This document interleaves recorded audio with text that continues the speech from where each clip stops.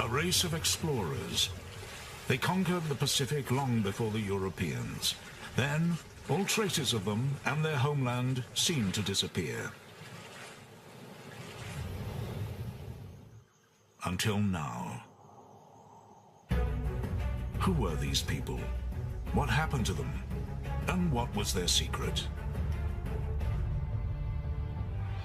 Easter Island, a tiny speck in the Pacific, thousands of kilometers from anywhere. This famed island, known as Rapa Nui, is home to the mysterious statues. But the greatest mystery is the people themselves. How did they get here? Two young researchers are determined to answer that question. We're trying to find answers to a large controversy about where the people on Easter Island originate from. Who were the first people to live here? And how did they locate and settle in one of the most remote places on Earth, over 1,000 years ago? By using DNA research, we hope to be able to uncover some of the mysteries that surrounds this island.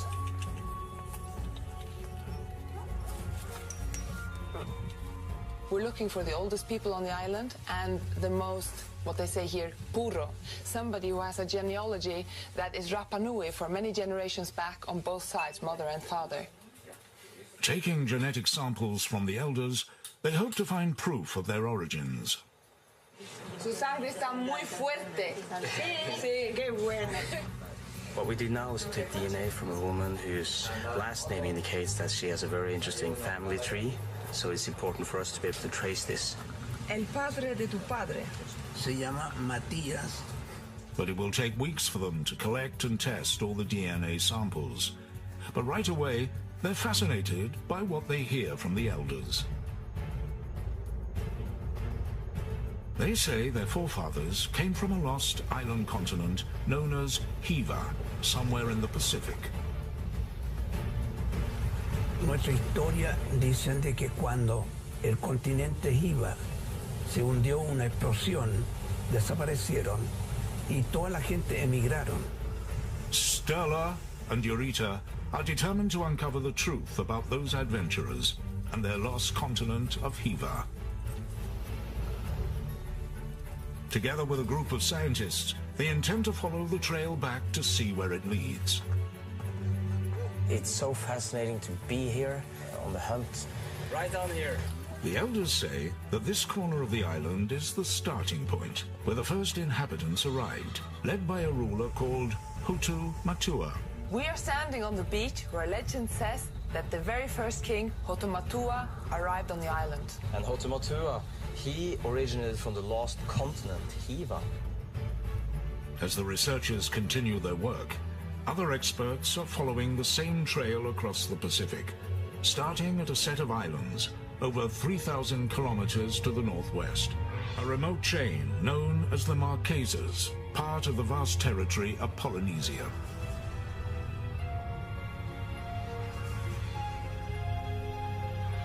Like Easter Island, much of the Marquesan past remains a mystery. Start in this corner, bring this down to 50, and then clean it clear across. Okay. Dr. Barry Rowlett has been working here for the past 20 years, determined to find evidence of the lost Polynesian homeland. On va continuer là.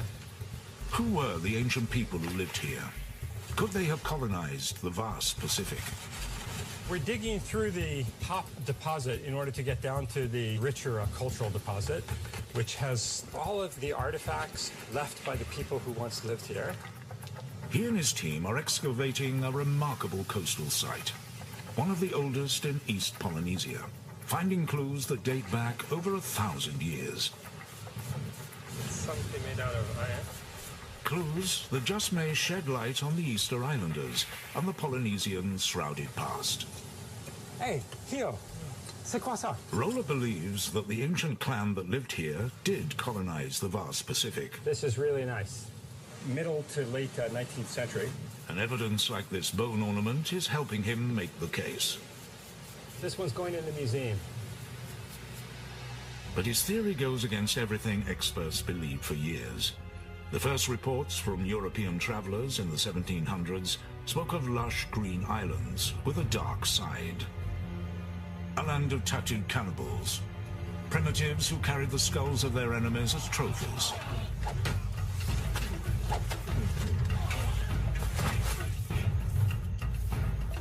Marquesas was labeled one of the most savage places on Earth. Its people, simple barbarians.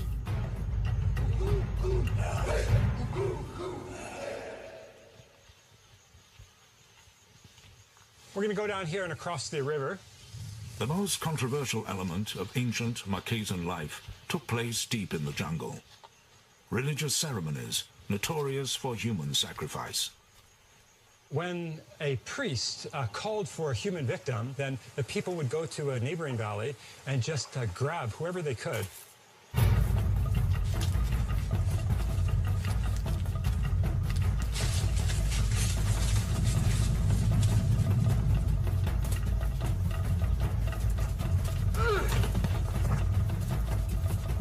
These were offerings, brutal and highly ritualized, known to all the clansmen here.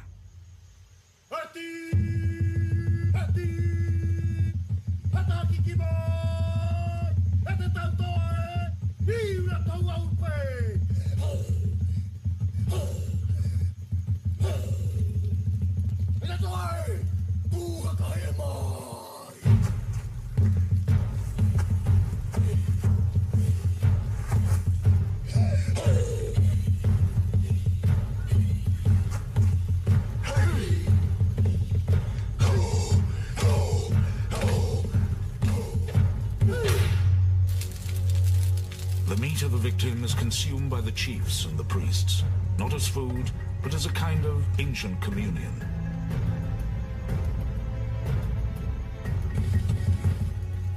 It was not cannibalism to feed the population. It was in a highly ceremonial and religious context. It's no wonder early explorers saw the Marquesans as savages. They had almost no written language, no history, and by that time they were isolated, barely traveling at all. But Dr. Rowlett is finding clues that the Marquesans' ancestors were more sophisticated, more civilized than anyone imagined. We're going to cross the river here. Centuries of thick jungle growth hide the secrets of that civilization. Joseph, on va débrousser un peu.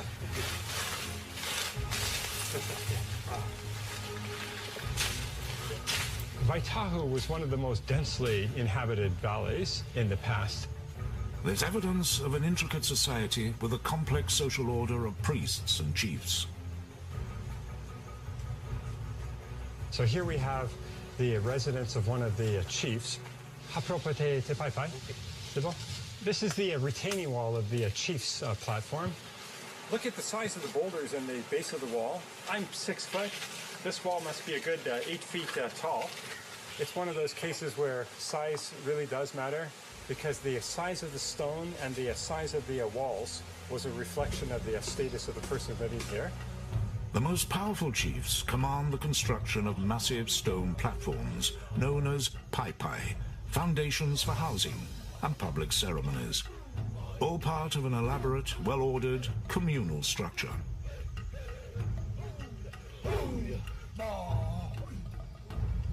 For a young man growing up here, the first rite of passage comes in the form of an intricate tattoo.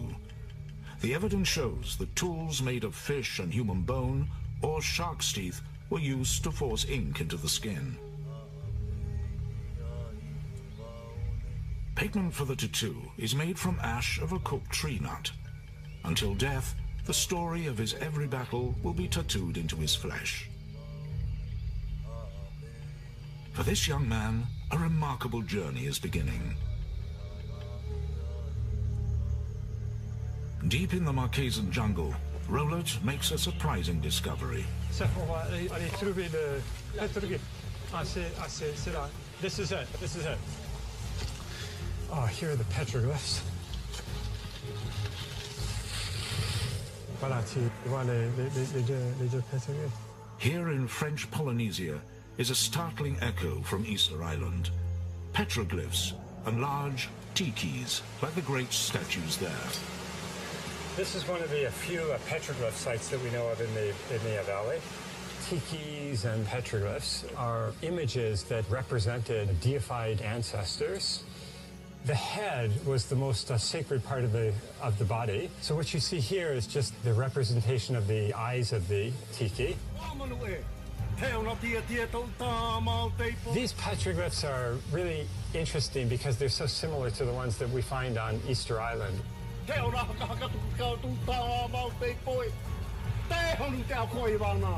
Other than Easter Island, the Marquesas are one of the only few places on Earth where you'll find this kind of giant tiki. It's an intriguing link, the first hint of a Polynesian homeland, but the hunt for proof is just the beginning. On an isolated string of islands in the Pacific, Dr. Barry Rowlett and his team are trying to find evidence to support a controversial theory. We're going to bring all the squares down to 75. For centuries, scientists believed that ancient Polynesians were too primitive to navigate the vast Pacific and colonize other islands.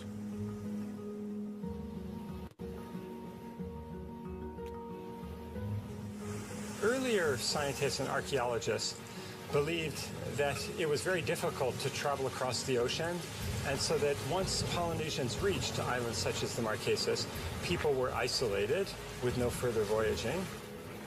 The Polynesians were seen as accidental settlers blown by chance across the waters, marooned on their islands.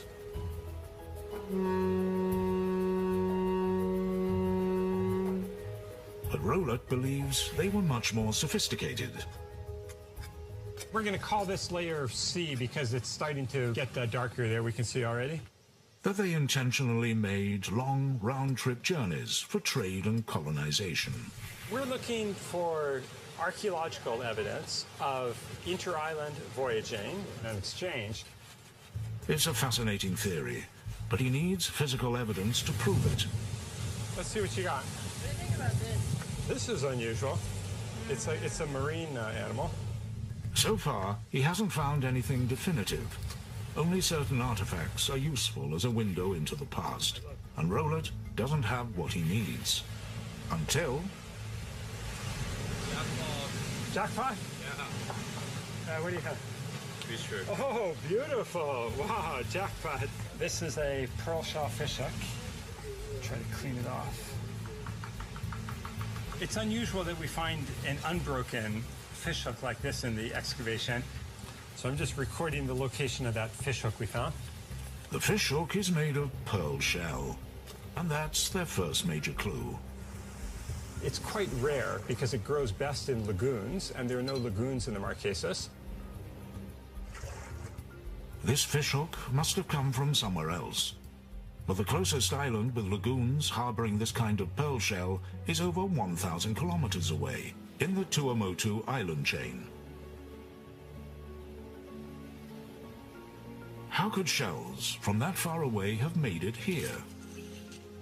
We think it's quite possible that the larger pieces of pearl shell that we find here in the site actually are coming from the Tuamotus and may have been exchanged between archipelagos.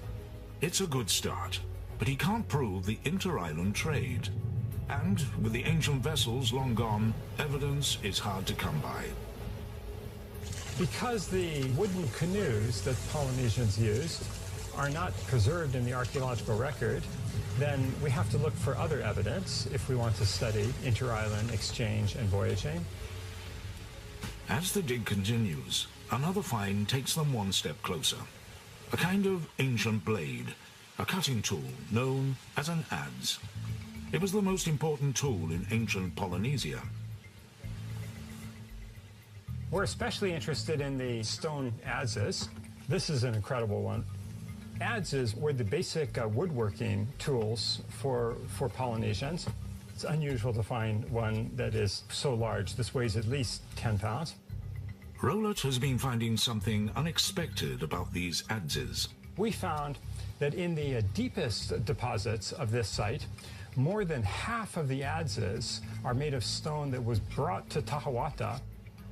The stone used to make these tools does not exist on this island. Like the fishhook, it must have come from somewhere else. And in this case, they have an idea where. If they can prove it, it'll be solid evidence of long-distance trade voyages. Rowlett has enlisted volcanologist Dr. John Sinton to join his search. Our goal was to try to find the actual quarry where the rocks were being produced. Others before them have attempted to locate the quarry, but failed.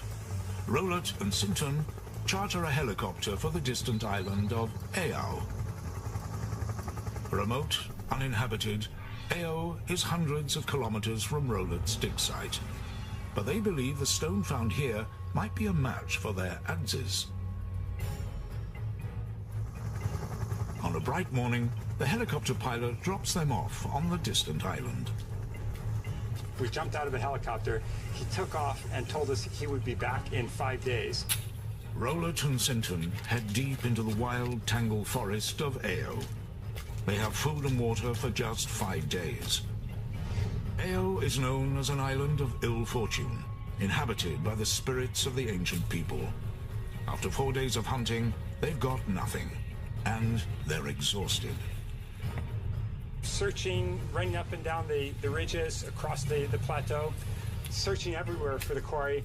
No drinking water, no water to wash with. We were absolutely dirty and stinking by that time. For 3 days, they'd had no luck at all. The day before we were supposed to be picked up by the helicopter, we were bushwhacking across a small ravine, and that's where we found the workshops for chipping the adzes. This may be the breakthrough they've been looking for, the stone source for the ancient tools. When we started to dig through the piles of flake, we realized there was nothing but stone debitage from hundreds of years of chipping away to manufacture these adzes. They look like the right kind of stone fragments, but they have to prove it's a match. Rowlett and Sinton take samples back to the lab to test their theory. This rock comes from the island of Ao in the Marquesas. We recognize this rock as what archaeologists call core, that is the primary source rock from which adzes could be fabricated. Dr. Sinton compares the source rock brought back from Ao with Rowlett's adzes. He needs to heat the rock into a molten form to analyze its chemical composition. Chemical composition is like the fingerprint of the sample. When people find artifacts elsewhere in the world, if they have this identical chemical composition, most likely the sample really did come from Ao.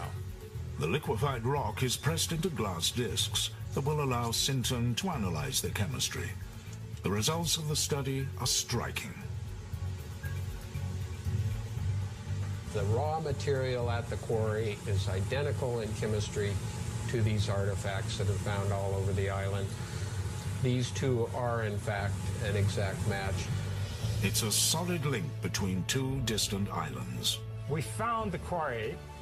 They had established a major adze manufacturing complex on Ao and were exporting the adzes to Tahiti, the Tuamotus, and Mangareva. With the same Ao adzes turning up from the Marquesas to Tahiti is evidence of a regular trade route covering hundreds of thousands of kilometers, much further than anyone imagined. This discovery from Dr. Rowlett and his colleagues is transforming the study of ancient Polynesia. This was a revelation because it started to show that there were voyaging spheres that linked the Marquesas and other islands in central Polynesia, what we refer to now as this East Polynesian homeland. The adzes are hard evidence of two-way, intentional long-distance voyaging. This is a radically different idea or view of Polynesian societies, because instead of looking at them as being isolated, we now see a lot of interaction and communication. Dr. Rowlett's dramatic discoveries suggest prehistoric Polynesian societies were more sophisticated than earlier experts thought. Now, the crucial question is, Did they travel all the way to Easter Island? And what truth lies behind the story of Hotu Matua and the lost continent of Hiva?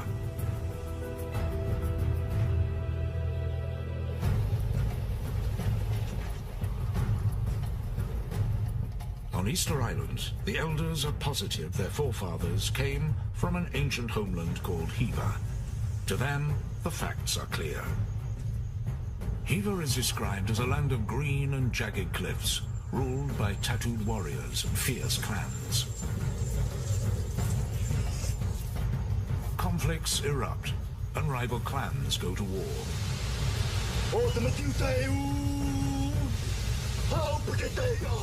Chief Hotu Matua prepares his men for battle. They are fighting for control of the island, fighting for a homeland.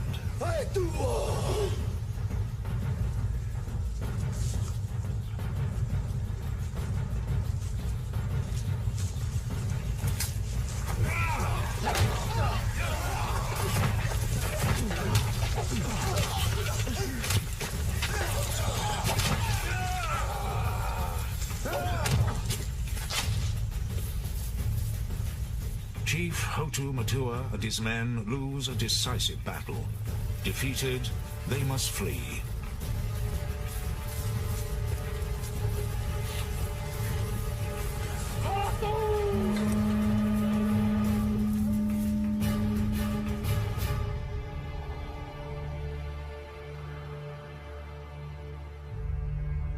Hotu Matua must find a new home for his people. The high priest dreams of a faraway island to the east, in the direction of the rising sun. Hotu Matua knows they must leave the island before more of his men are killed. He commands scouts to search for the island in the priest's dream.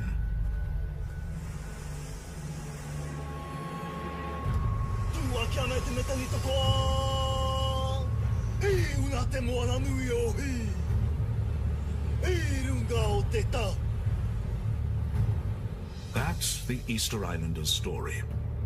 But could ancient Polynesians from the Marquesas region have traveled so far? Thousands of kilometers across the ocean. Did they even have the right vessels? That's the huge question boat restoration expert Bono Louis is wrestling with.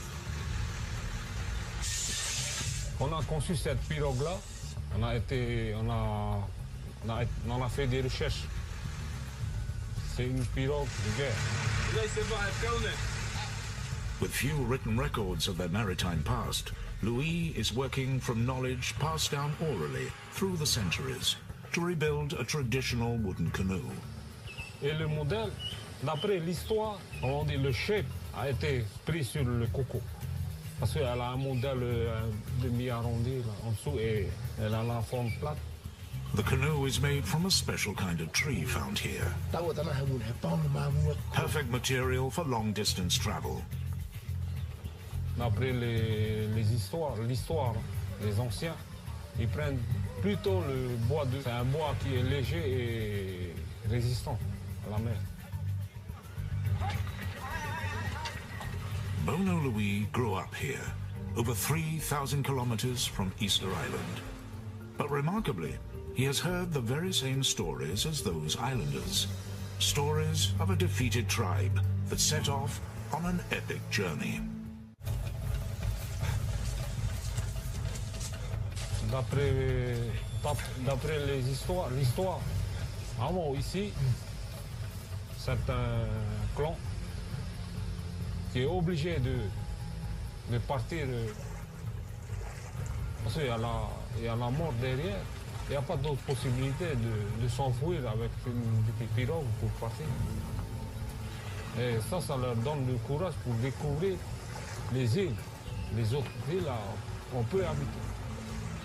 They load up in preparation.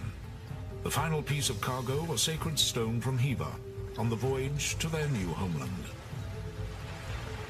And so Hotu Matua and his people begin an epic journey.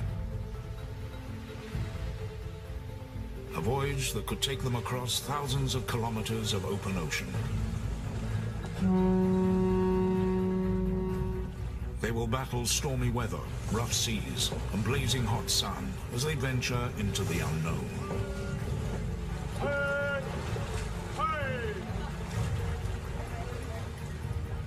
The canoe will be their home for many weeks, but with no land en route, food and fresh water will be scarce. S'il n'y a pas assez de nourriture, donc il y a ce don. Et s'il n'y a pas de pluie, il y a danger. All they have are a few coconuts and whatever fish they can catch. Ils pêchent souvent des requins. Comme c'est un poisson qui est très dangereux. Danger is all around, and the distant hope of a homeland far off on the horizon. This is the islander's story. For Bono Louis, one key fact is about to check out. Setting sail, he and his team soon find out that these ancient-style canoes really are seaworthy. Bono Louis also knows one more crucial piece of information, that the island he's sailing from goes by the ancient name of Hiva-Ua. In fact, according to an ancient map, a 300-year-old document from a Tahitian high priest, many of the islands in this region originally went by the name of Hiva. The name from the Easter Islanders' stories. It's the present-day location of the Marquesas, a remarkable link to the legend.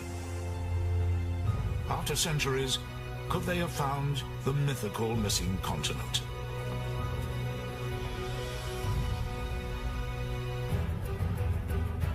It's clear that the ancient Polynesians sailed the South Seas, but the Pacific Ocean covers 1/3 of the Earth's surface. Could they really have undertaken long-distance journeys, like the amazing voyage to Easter Island? Many historians and scientists assumed that Polynesians crossed the ocean largely by accident, being blown off course. For a long time, the ancient Polynesians were considered too primitive to intentionally voyage to distant locations. But one clue shows that they may well have. It's a kind of ocean map known as a stick chart. Thin pieces of coconut fronds are tied together to represent ocean currents. Small shells attached to the frame show the location of land.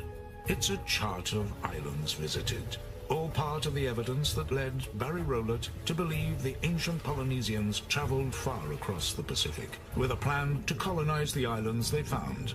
Our new theory is that the discovery and settlement of Polynesia was a systematic and intentional process and not at all accidental.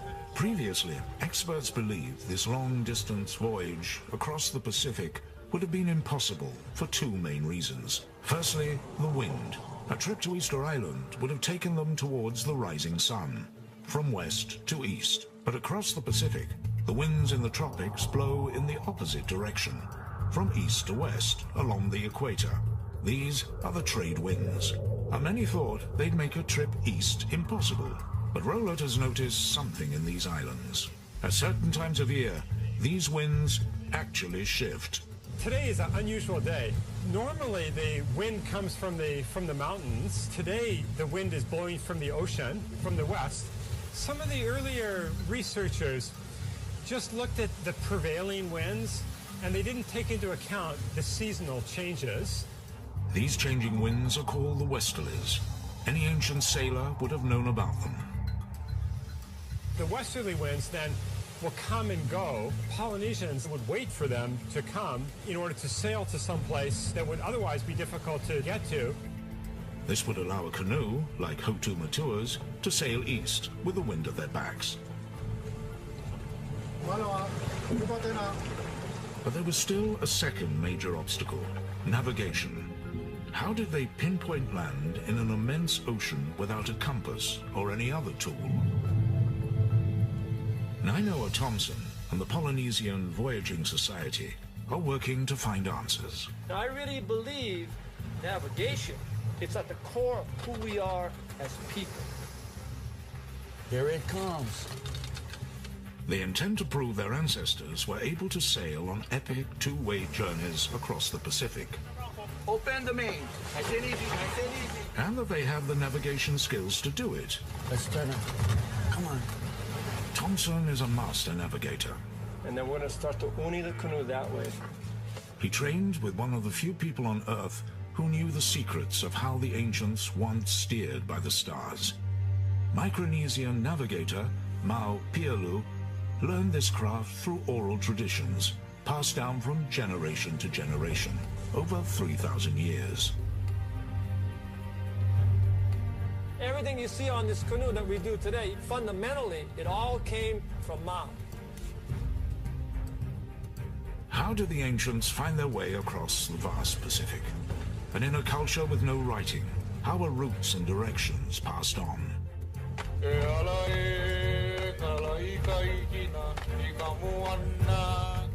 Thompson believes it's through the same ancient art of celestial navigation that Master Mau saved from extinction before he died in the summer of 2010. When Mau passed away, all of a sudden he cannot come back on this deck anymore. Master Mau's death left Nainoa Thompson as one of the last navigators on Earth to pass down this knowledge. So when we come here and start talking about navigation, it's not some trivial academic intellectual exercise. We're setting the course.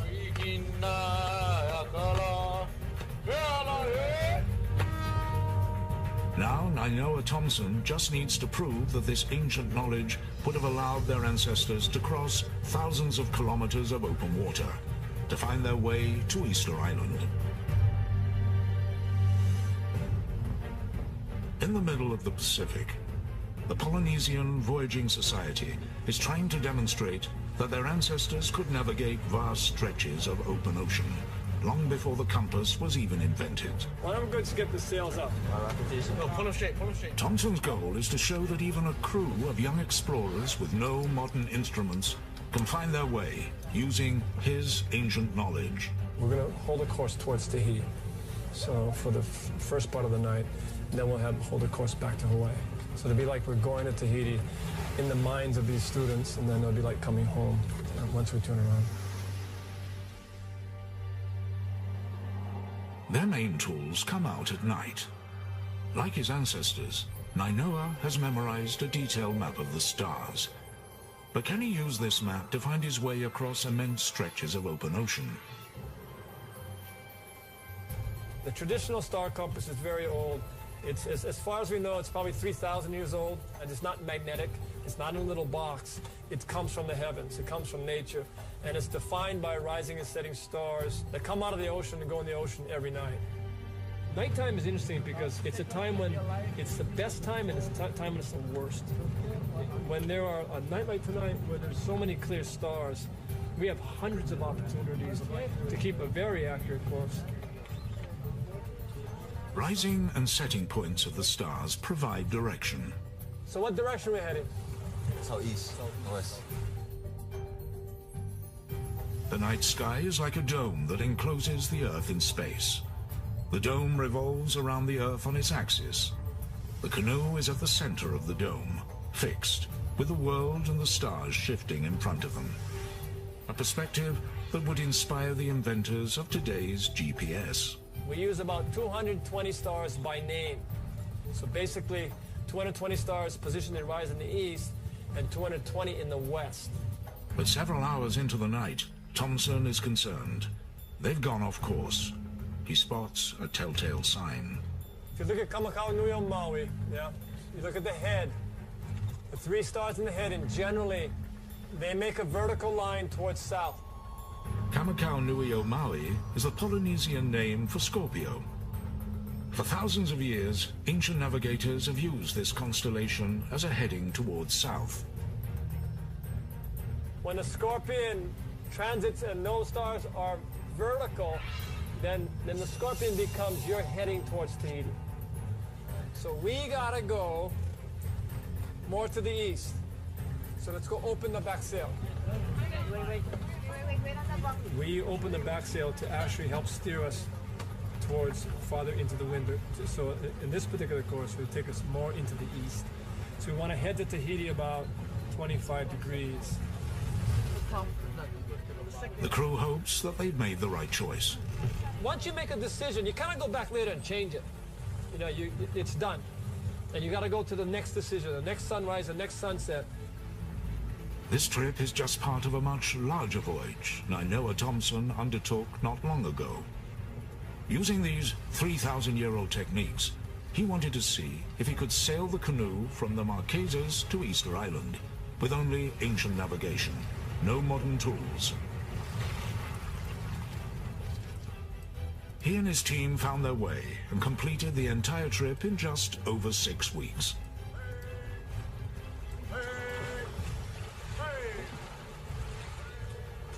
Thompson's journey was the evidence researchers had been looking for. The proof that Hotu Matua could well have traveled from Hiva to Easter Island. That his journey may well have been much more than just a legend. I cannot honestly say that Hotu Matua was with us the whole way. He was navigating us the whole way. But I do know that for us, he was constantly on our mind. His essence, you know, what he had accomplished, what he stood for, was certainly something that strengthened us as sailors on this voyage and gave us a sense of much more privilege to be there. My ancestors were exploring this ocean world, crossing much more miles and millions of square miles of ocean than anybody other culture in the world. So we are relearning how intelligent, how strong, how courageous, and how capable our ancestors were. And that sense of pride in who we were give us a sense of pride in who we are today.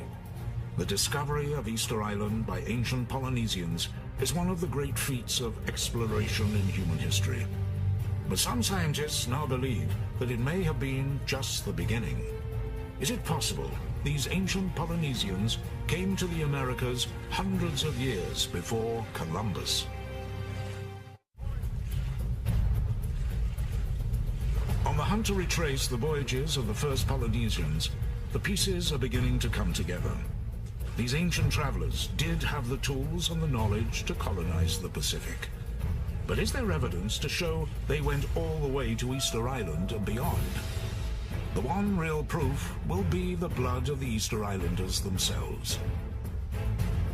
Back on Easter Island, the DNA research is just coming in, the final piece of the puzzle. We've managed to get 21 blood samples here on Easter Island from elders, so it'll be extremely exciting to see how they turn out. Their goal is to determine where the people of Easter Island originated from and how far their ancestors might have voyaged. The work is underway at a lab in Norway. Contrary to what a lot of historians and scientists have written about the Easter Islanders, they themselves think that they came from an ancient homeland called Hiva. And that's what we're trying to find out more about with our DNA work. When the results come back, Sturla is thrilled. Our work actually can confirm that the ancient Polynesians came from a Central East Polynesian homeland. This is the proof they've been looking for. The Easter Islanders did come from Polynesia. Hotu Matua, or one of his countrymen, did make the long voyage across the ocean. It's what many have suspected, but it's never been proved until now. The genetic results have one extra surprise. All the samples that we tested, two were really interesting and surprising to us. These two have some South American DNA deep inside their genetic history. And that may point to even further voyages.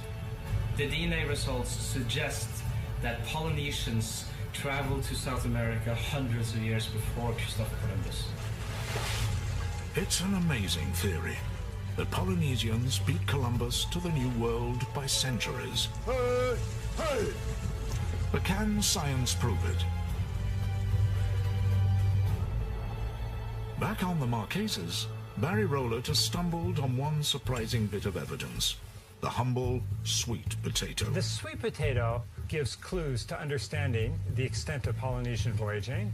Today, it's found all over Polynesia, but it's not a native plant. It's native only to South America, and so it had to have been introduced to Polynesia. So how did it get there? Unlike the coconut, which can float on the ocean and survive many months at sea and then start growing if it lands on a deserted island, the sweet potato would just sink and die if it falls into the ocean. And so for it to get from South America to Polynesia, someone had to bring it here.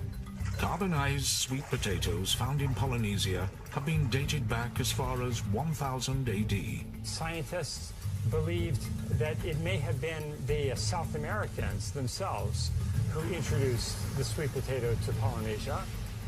But now Rowlett's discoveries and the expeditions of the Polynesian Voyaging Society reveal that it was the Polynesians who had the knowledge, tools, and skill for long-distance round-trip voyaging. That has changed everything.